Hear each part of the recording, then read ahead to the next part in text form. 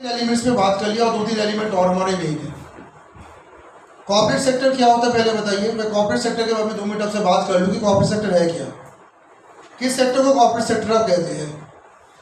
और जो engineering college में लोग पढ़ाई कर रहे हैं, जो मैनेजमेंट की पढ़ाई कर रहे हैं, वो कोर सेक्टर के लिए कि कॉर्पोरेट सेक्टर के लिए? कॉर्पोरेट सेक्टर के लिए। आपने एमबीए का प्लान बनाया, लेकिन एमबीए करने के बाद आप गवर्नमेंट की तैयारी करने लगे। ये तो हमारे जबलपुर में चलता है, बाकी जगह हंसते हैं लोग। एमबीए क्यों गए थे? एमबीए तो कॉर्पोरेट सेक्टर था।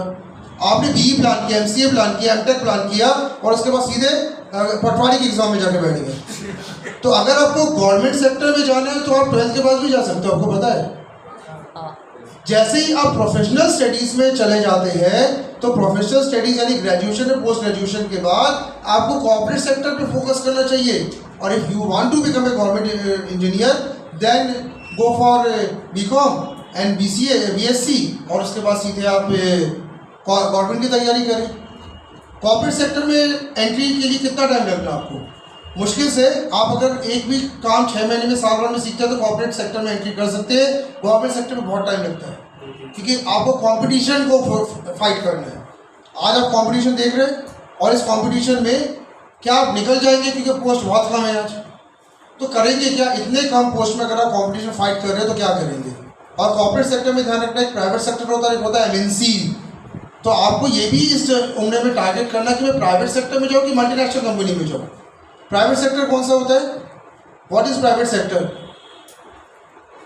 प्राइवेट सेक्टर का मतलब जो गवर्नमेंट के कंट्रोल से बाहर होता है, जिसमें खुद के डायरेक्टर्स होते हैं, खुद का बोर्ड होता है, खुद का मैनेजमेंट टीम होती है, जहाँ पे मैनेजमेंट खुद डिसाइड करता है उसको कैसे काम करना है, उसको सरकार से नहीं पूछना होता है। और गवर्नमेंट सेक्टर में गवर्नमेंट डिसाइड करती है क्या करना है।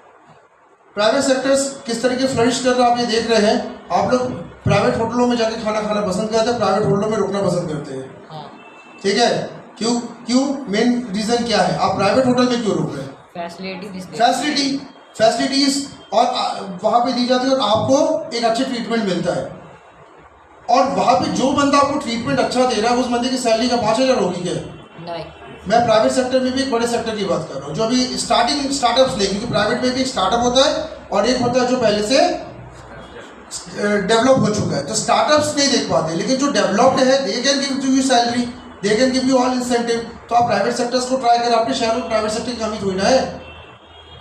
आज नागपुर में, इंदौर में, भोपाल में, जबलपुर में, रायपुर में क्या प्राइवेट सेक्टर में तो लोग काम ज़्यादा कर रहे हैं। आज ये देखिए कि सबसे ज़्यादा बिजनेसमैन दूसरे नंबर पे प्राइवेट सेक्टर पे काम कर रहे हैं, थर्ड पे गवर्नमेंट आ गया। और प्राइवेट सेक्टर के ऊपर होता है मल्टीनेशनल कंपनी। मल्टीनेशनल कंपनी मतलब जो पूरी दुनिया में काम करती है। आप प्राइवेट में अनुभव लेके कहाँ जाइए? मल्टीनेशनल में जाइए।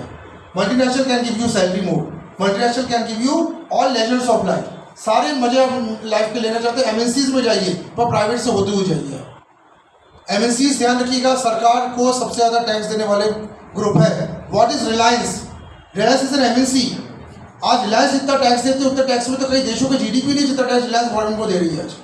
तो रिलायंस में अगर आपकी जॉब लगी तो क्या ये कोई शर्म की बात है क्या? पहले कहते हैं कि रिलायंस में जॉब लगी, पर धीरे से बोलते हैं। और बाजू वाला कहता है रेलवे में डी ग्रुप बन गया तो बहुत अच्छे से कहता है भाई रिलायंस वाला कम कमा रहा है क्या? आज रिलायंस का मैनेजर कितना कमा लेता है जबलपुर में? कितना कमा लेता है रिलायंस का मैनेजर? आराम से। और ये बंदा और बढ़ेगा, नीचे तो नहीं आएगा कि आज 1890 ऑफिसर है 2023 में 60,000 कर दिया, ऐसा तो होगा नहीं। तो plan for something private sector and then go for MNCs. Multinational company आप सबको 27 साल की उम्र तक पहुंच जाना चाहिए है। पहले प्राइवेट में जाइए, 2-3 साल प्राइवेट में काम किया, आपने थोड़ा सा प्राइवेट के हिसाब से माइंडसेट और बॉडी सेट किया, देन एमएनसीज में आप गए। 27 तक अगर आप एमएनसीज में पहुंच जाएंगे तो ध्यान रखिएगा आपके आने वाला लाइफ साइकिल जो अच्छा हो जाएगा। ये नया सेक्टर है, पहले प्राइवेट देन एमएनसी।